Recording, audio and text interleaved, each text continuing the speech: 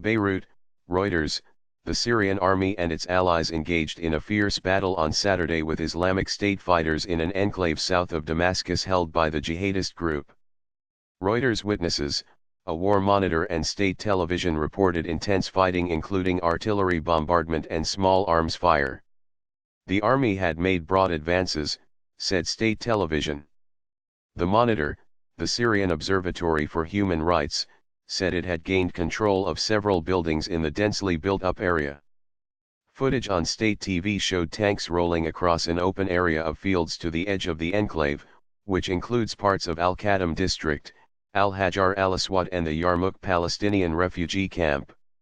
It showed uniformed soldiers moving through battered streets with dense clouds of black smoke overhead, while the whiz and crash of artillery fire, the rattle of small arms fire and deep echoing blasts could all be heard.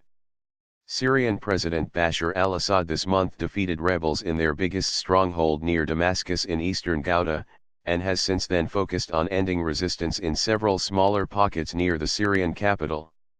Islamic State lost most of its territory in Syria last year in the face of two rapid offensives, one by the Syrian army backed by Russia and Iran, and the other by an alliance of Kurdish and Arab militias backed by the United States. It has held onto some areas of desert in eastern Syria, as well as to the pocket in South Damascus and one other area by the borders with Jordan and Israel which is held by a group that has pledged allegiance to it.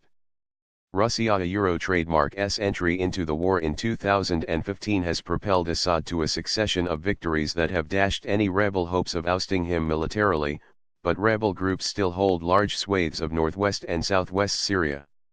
Russian Foreign Minister Sergei Lavrov said on Saturday after meeting in Moscow with his counterparts from Turkey and Iran that the three countries need to help Syria Euro trademark's government clear its country of terrorists.